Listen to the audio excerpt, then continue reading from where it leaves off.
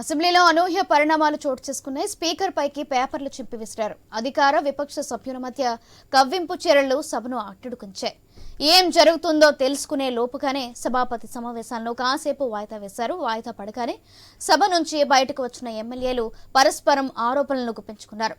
అధికార పక్ష ఎమ్మెల్యేలు కవ్వించడం వల్లే తాము నిరసనకు దిగామని బీఆర్ఎస్ ఎమ్మెల్యేలు చెబుతుండగా దళిత స్పీకర్ను బీఆర్ఎస్ సభ్యులు అవమానించారని ఆరోపించారు. సభలో ఒకానొక దశలో మార్షల్స్ ఎమ్మెల్యేల మధ్య తోపులాట లాంటి పరిస్థితి వచ్చింది. 2014లో నేను ఎమ్మెల్యేగా ఉన్నాను. ఆ సందర్భంలో దళిత శాసనసభ్యుడైనటువంటి నా సహచరుడు ఆలంపూర్ శాసనసభ్యుడు సంపత్ కుమార్ గారు, అదే విధంగా తెలంగాణ రాష్ట్ర సాధన గురించి ఐటీ శాఖ మంత్రిగా ఉన్నటువంటి కోమటిరెడ్డి వెంకటరెడ్డి గారు మంత్రి పదవిని సైతం త్యాగం చేసి తెలంగాణ ఉద్యమంలో ఒకవైపు కొడుకు చనిపోయినా సరే తెలంగాణ ఉద్యమం గురించి పనిచేసినటువంటి వ్యక్తులను తెలంగాణ శాసనసభ నుంచి శాశ్వతంగా గెంటేసి వాళ్ళ సభ్యత్వాన్ని రద్దు చేసినటువంటి బీఆర్ఎస్ పార్టీ నాయకులు ఈ రోజు సిగ్గు లేకుండా గవర్నర్ పైన స్పీకర్ గారి పైన కాయిదాలు సించేయడం, ఏదో విధంగా సభ నుంచి బయటికి రావాలి, కేటీఆర్ పైన ఎఫ్ఐఆర్ నమోదైంది, ఎప్పుడు జైల్లో పెడతారో ఏమో అని ప్రజల దృష్టి మళ్లించడానికి అని చెప్పి ఈ రోజు శాసనసభను ఈ రోజు అగౌరవపరిచే విధంగా తెలంగాణ రాష్ట్ర వ్యాప్తంగా మా నాయకుడు రేవంత్ రెడ్డి గారు వరేస్తేనే ఊరి అని కేసీఆర్ గారు గత ముఖ్యమంత్రి చెప్తే తెలంగాణ రైతాంగానికి ఒక భరోసా కల్పించి ఎట్లయితే కేసీఆర్ తన సొంత వ్యవసాయ క్షేత్రంలో ఫామ్ హౌస్ లో నువ్వు వరి పంటేస్తున్నావు, డ్రోన్ కెమెరాలు పెట్టి కేసీఆర్ వేసినటువంటి వరి పంటలు చూపించి తెలంగాణ రైతాంగానికి భరోసా కల్పించి తెలంగాణ రాష్ట్రంలో కాంగ్రెస్ పార్టీని తీసుకొస్తే వీళ్ళు ఏమాత్రం కూడా ఒక ఏడాది కూడా కాలేదు ప్రజా పాలన అందిస్తున్నాం. వచ్చినప్పటి నుంచి అధికారంలోకి వచ్చినప్పటి నుంచి మొట్టమొదటి రోజు నుంచే వీళ్ళు కాంగ్రెస్ ప్రభుత్వాన్ని పడగొడతామని వేల కోట్ల రూపాయలు అక్రమంగా సంపాదించుకొని ఈ రోజు కాంగ్రెస్ ప్రభుత్వం మీద కక్ష కట్టి ఒక 1000 మంది సోషల్ మీడియాను అపాయింట్ చేసుకొని కేటీఆర్, హరీష్ రావు ఈ రోజు చిన్న చిన్న విషయాలను భూతద్దంలో చూపిస్తూ ప్రజల్లో కాంగ్రెస్ ప్రభుత్వం పైన వ్యతిరేకత వచ్చే విధంగా ఈ యొక్క బీఆర్ఎస్ పార్టీ వాళ్ళు కృషి చేస్తున్నారు. గత శాసనసభలో ఎస్సీలకు జరుగుతున్నటువంటి అన్యాయం ఒక భాగమైతే ఈరోజు ఒక దళిత స్పీకర్ పైన అవమానకరంగా అవహేళన చేస్తూ కాగితాలు తన ముఖం పైన విసిరేస్తూ తన మీదకి దూసుకుపోయినటువంటి అగ్రకుల దురహంకారాన్ని ఈరోజు మేము తీవ్రంగా ఖండిస్తూ ఉన్నాం. ఈరోజు కౌశిక్ రెడ్డి అనేటువంటి వ్యక్తి నరాన అహంకారం జీర్ణించుకున్నటువంటి వ్యక్తి, నరాన అగ్రకుల తత్వంతో నిండి ఉన్నటువంటి వ్యక్తి ఒక దళిత స్పీకర్ను దొంగ అన్నట్టుగా ఓపి కాళేశ్వరం కూలిపోయింది విచారణ జరుగుతుంది, ఓవైపు టెలిఫోన్ ట్యాపింగ్లో విచారణ జరుగుతుంది, బర్లలో జరిగినటువంటి గొర్రెలలో జరిగినటువంటి చేపలలో జరిగినటువంటి స్కామ్లలో విచారణ జరుగుతుంటే ఒకవేళ తప్పు చేస్తే పోలీసుల వ్యక్తులను అరెస్ట్ చేయొద్దని అడుగుతున్నారు. ఈరోజు బీఆర్ఎస్ పార్టీ ఈరోజు కేటీఆర్ బంధువుల పార్టీగా మారిపోయింది. ఈరోజు హరీష్ రావు గారు ఇంతకుముందు మా విప్ తోటి సహచర విప్ ధర్మపురి లక్ష్మణ్ కుమార్ గారు ఒక మాట అన్నాడు, ఎస్సీ ఎస్టీ యాక్ట్ పెట్టాలి, పోలీసులు వారిపై కేసు నమోదు చేయాలని చెప్పండి. నిజంగా 20 years ఇండస్ట్రీ అనేటువంటి వాళ్ళు ఏ విధంగా చేరిపైకి ఉరికిండ్రో ఒకసారి మీరు వీడియో చూస్తే తెలుస్తుంది. వెళ్ళోకి వచ్చిండ్రు, ఇష్టానుసారంగా పేపర్లు చింపేసి బాటిల్ విసిరేసేటువంటి కార్యక్రమము ఈరోజు చేస్తున్న వైనాన్ని సభ్య సమాజం తప్పుపడుతున్నప్పుడు కూడా బావ కళ్ళల్లో ఆనందం కోసం ఇంత తెగింపాన్ని అడుగుతున్నా, బావ కళ్ళల్లో ఆనందం కోసం ఇంత తెగింప అంటున్నా. ఓవైపు భారతి పైన చర్చ పొంగులేటి శ్రీనివాస్ రెడ్డి గారు తీసుకొని వస్తే ఎక్కడ మా భూములన్నీ ధరణిలో లాక్కుండా వెళ్ళిపోతాయని చెప్పని దుగ్ధతోని ధరణిపై చర్చ జరగకుండా దుగ్ధతోనే ఈరోజు ఈ రేసింగ్ పైన అప్పటికి మా గౌరవ స్పీకర్ గారు అంటున్నారు చర్చకు అవకాశం ఇస్తాము, మీరు కూర్చోడంటే 3 సార్లు ఇప్పుడు కూడా స్పీకర్ గారు వారిని ఆహ్వానించారు చర్చలు కూడా. మేము ఇంత చట్టబద్ధంగా ముందుకు పోతుంటూ కూడా ఈ విధంగా కేటీఆర్ గారిని అడ్డు పెట్టుకొని ఈ రాష్ట్రాన్ని తప్పు చేసింది వాళ్ళు, ఇది ఒకటే కాదు అనేక పొరపాటు చేసింది వాళ్ళు. చట్టపరంగా గవర్నర్ గారు అనుమతి ఇచ్చినట్టు ఆలోచించండి. గవర్నర్ గారు అనుమతి ఇచ్చినంటే పొరపాటు లేకుండా గవర్నర్ అనుమతి ఇస్తారా అంటున్నా. గవర్నర్ గారికి ప్రభుత్వం పక్షాన పోలీస్ శాఖ పక్షాన వినతి వెళ్తే గవర్నర్ గారు అవకాశం ఇచ్చి విచారణ జరుపుకోమంటే ఎఫ్ఐఆర్లు ఏవన్గా చేరిస్తే అక్కడ చర్చకు పోవాలి పోలీసు ఏసీబీ శాఖ దగ్గర. అసెంబ్లీలో చర్చ జరుగుతుందండి. ఓవైపు ఆ గవర్నర్ అనుమతి వచ్చిన తర్వాత ఏ1గా అక్కడ ముద్దాయని అవి ఏ1గా అందులో ఎఫ్ఐఆర్లో పేరు చేసినాక ఇక్కడ అసెంబ్లీలో చర్చ జరగాలనుకొని పట్టుబట్టడం ఎంతవరకు సంబంధించిన ఆలోచించాల్సి కోరుతూ మీ కుట్రలకు ఏదైతే కేటీఆర్ గారు మహాత్మా బినామీ తేలుకుట్ల శ్రీధర్తో పాటు ఎవరైనా సంఘ విద్రోహ శక్తులు అల్లరి మూకలు బీఆర్ఎస్ బుసుగులో రాబో రోజుల్లో అల్లరి చేయాలని చెప్పి ముందుకు వస్తే వారిపైన కఠినమైన చర్యలు ప్రభుత్వం తీసుకోవాలని పోలీస్ శాఖ యంత్రాంగం అప్రమత్తమైన అట్లాంటి వారిపై చర్యలు తీసుకోవాలని కాంగ్రెస్ పార్టీ శ్రేణులు కూడా ఎక్కడికక్కడ ఇలాంటివి జరిగితే ప్రభుత్వ ఆస్తులు కాపాడడానికి ముందుకు రావాలని చెప్పి సందర్భంగా నేను పిలుపునిస్తా ఉన్నాను. అందరికీ నా ఉదయం నమస్కారాలు.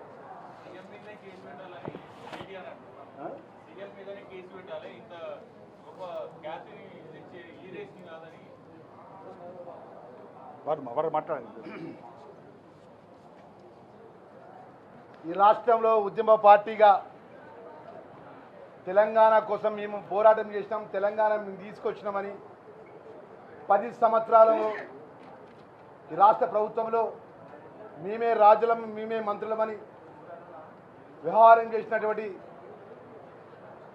శాసనసభ్యుడు తారక రామారావు గారిపై ఈ రేసుకు సంబంధించినటువంటి అభియోగం వస్తే ఒక బాధ్యత గల ప్రభుత్వంలో నడిపి ఒక బాధ్యత గల మంత్రిగా పనిచేసి అభియోగం వచ్చినప్పుడు ఆ అభియోగానికి సంబంధించినటువంటి నేను ఎలాంటి తప్పు చేయలేదు, నేను నిజాయితీపరుణ్ణి, సత్యశీలుణ్ణి, ధర్మాత్ముణ్ణి అని చెప్పి ఆయన యొక్క వాస్తవాలు ప్రజల ముందు పెట్టాల్సినటువంటి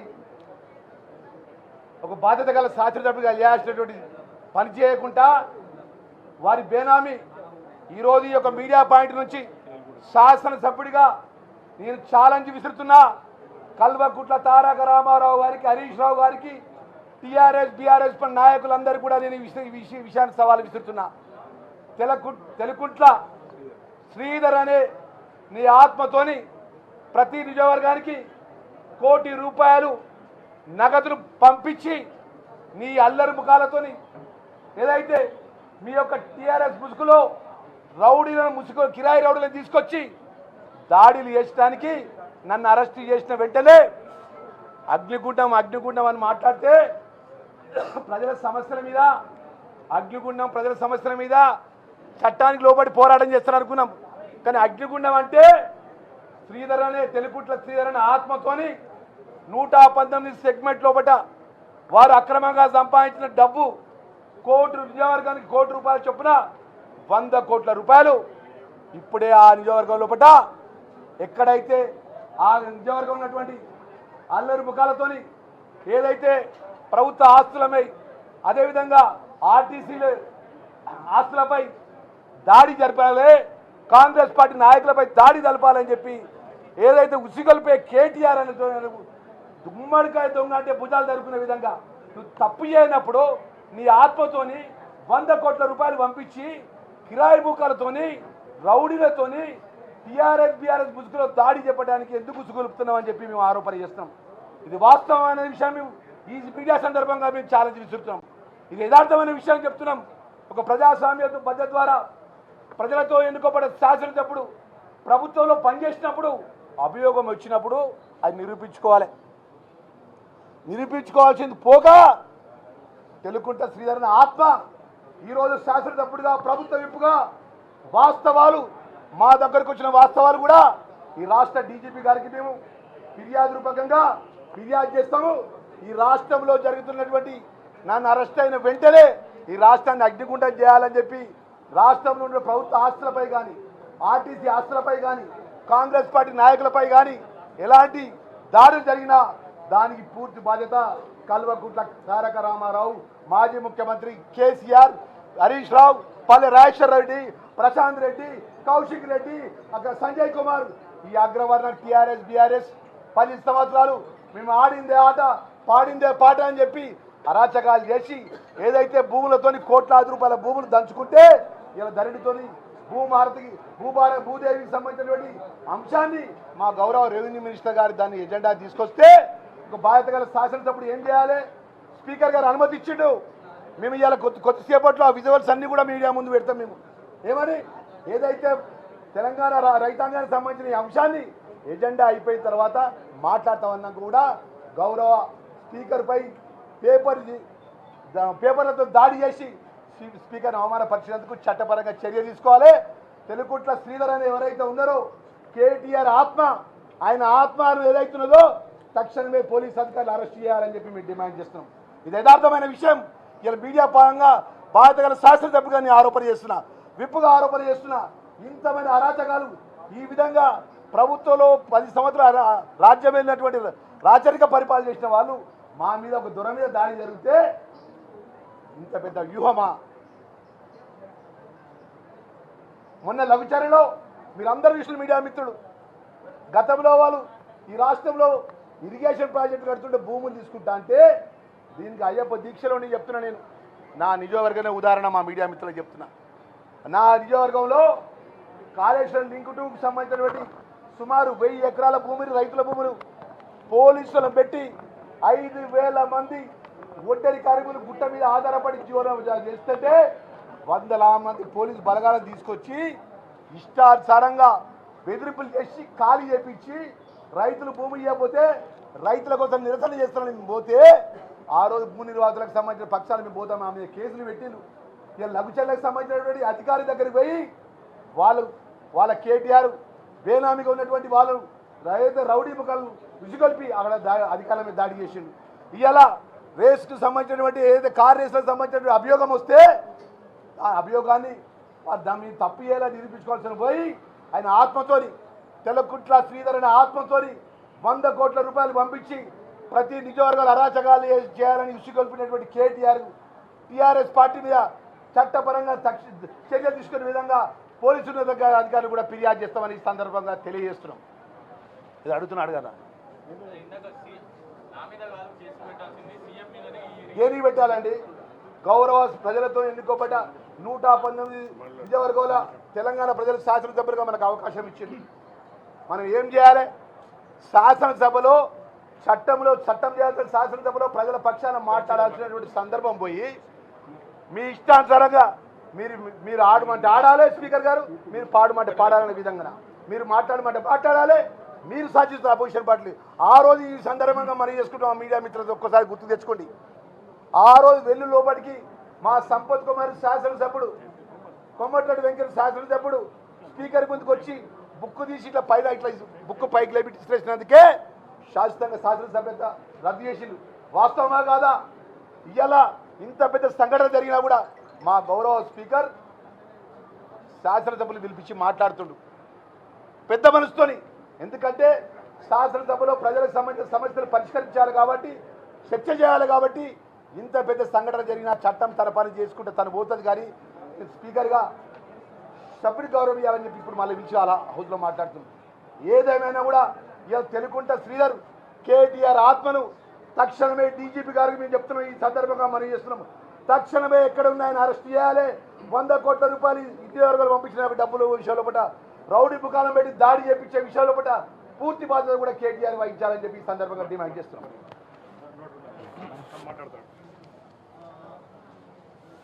ఈరోజు ఉంటాను బీఆర్ఎస్ పార్టీ నాయకులు ఒక దళిత స్పీకర్ మీద కౌశిక్ రెడ్డి గారు కావచ్చు, వివేకానంద రెడ్డి గారు కావచ్చు, అధ్యక్షాన్ని పిలవడానికి కూడా వాళ్ళు పలకడానికి కూడా వాళ్ళు ఇబ్బంది పడుతున్నారు. ఈరోజు కేటీఆర్ మీద ఈ రేస్ విషయంలో 2 సార్లు స్పీకర్ రిక్వెస్ట్ చేసినప్పటికీ కూడా మరి రాదంతం చేసి వాళ్ళందరూ కూడా ఇది చేసే విషయాన్ని తీవ్రంగా ఖండిస్తున్నాం. ఎస్టీలు అంటే అంత చులకన.